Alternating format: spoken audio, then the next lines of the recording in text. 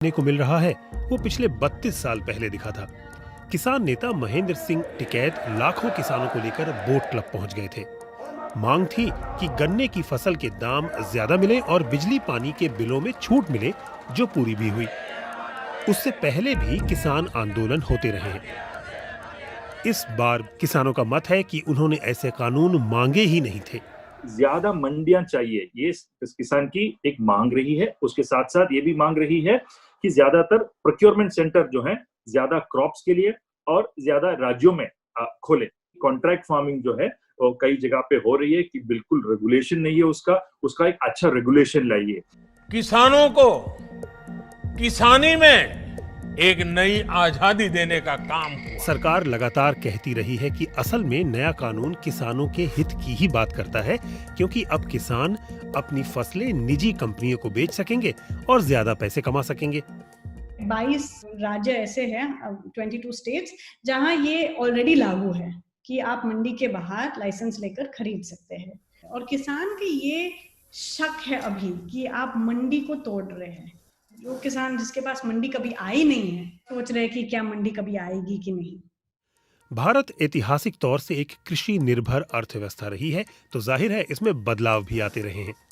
लेकिन ज्यादातर बदलाव धीमी गति के रहे हैं, जिनके केंद्र बिंदु में किसानों के हितों को रखने के दावों पर राजनीति भी हुई है। संसद में इस नए कानून को लेकर खींचतान बनी रही और विपक्ष ने सरकार पर किसानों की राय न लेने का आरोप लगाया। इस आंदोलन के बाद सबकी निगाहें सरकार पर ही रहेंगी। सवाल ये उठता है कि किसानों को चाहिए क्या और क्या इस कानून से उनको वो सब मिलेगा। ताजे विरोध प्रदर्शन एक लंबी फेहरिस्त का हिस्सा बन चुके हैं। लेकिन महाराष्ट्र हो या मध्य प्रदेश, उत्तर प्रदेश हो या तमिलनाडु, पिछले 1.5 दशकों में किसान प्रदर्शन करते रहे हैं। कहीं सूखे की मार है तो कहीं किसान को फसलों का उचित दाम नहीं मिल रहा। 80s और 90 में, अर्ली 90s में ग्रोथ अच्छी थी। 6 5 ईयर प्लान में agriculture growth was 5.7% and GDP growth was 5.3%। ऐसा दोबारा नहीं हुआ कभी। और 90s के बाद तो रूरल इंफ्रास्ट्रक्चर इन्वेस्टमेंट कम हो गई है, जिसकी वजह से एग्रीकल्चर ग्रोथ भी कम हो गई है। 1960 के दशक में शुरू हुई हरित क्रांति का फल अगर 2 दशकों तक दिखा, तो 90 के दशक में कृषि सेक्टर की रफ्तार धीमी हुई। शायद इसीलिए हरित क्रांति के जनक कहे जाने वाले प्रोफेसर स्वामीनाथन की अगुवाई में बनी एक कमेटी ने कुछ अहम सुझाव दिए।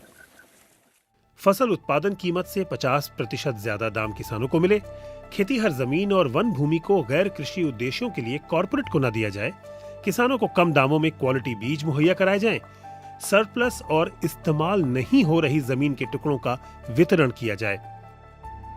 किसानों का कहना है कि इनमें से बहुत अभी लागू नहीं हुई हैं, जबकि सरकार कहती है कि खराब मार्केटिंग के चलते किसान को अच्छा दाम नहीं मिल रहा है।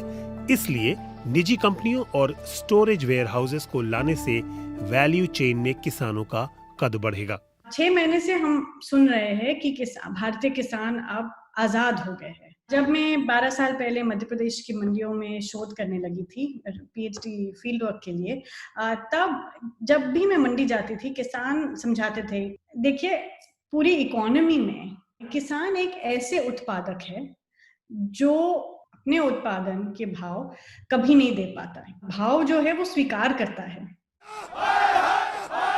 इस बीच जहां कम से कम उत्तर भारत के किसान सरकारी मंडियों और बीच में मौजूद आड़तियों के बने रहने के पक्ष में हैं, नया कानून इस सिस्टम के आगे की बात कर रहा है। जबकि कृषि उत्पाद से कम होती कमाई और खेती में बढ़ती लागत किसानों की परेशानी का सबब बनी हुई है। भारतीय कृषि सेक्टर और उससे जुड़े लोगों की बेहतरी और खुशहाली के लिए आखिर आगे के लिए भविष्य में किस तरीके का सिस्टम होना चाहिए? बढ़ती हुई चुनौती डिमांड से ज्यादा सप्लाई की है। किसानों को अपने उत्पाद के लिए नए बाजार चाहिए। नए कानून में मंडियों का प्रभाव कम करने के पीछे सरकार की शायद यही मंशा है। लेकिन जानकारों का मानना है कि इस प्रक्रिया में एक चीज का अभाव रहा है।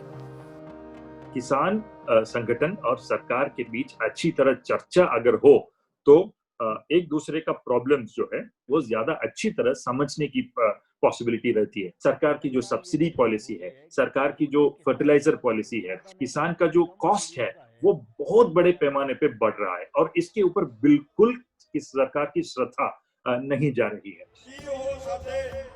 किसान संगठनों का कहना है कि नए कानूनों के बाद उनकी उपज के कम दाम मिलेंगे, जिससे खेती की लागत भी नहीं निकलेगी। लेकिन सरकार का दावा है कि नए कानून से किसानों को कीमत से ज्यादा विकल्प मिलेंगे और निजी निवेश को बढ़ावा मिलेगा। The worst solution will be to roll back. वो तो फिर मतलब जो 30 साल का काम है वो खत्म हो जाएगा। They may have to put it in writing कि MSP चलेगा और आगे की गवर्नमेंट को फिर समझाना पड़ेगा कि भाई ये सिस्टम बहुत इनएफिशिएंट है।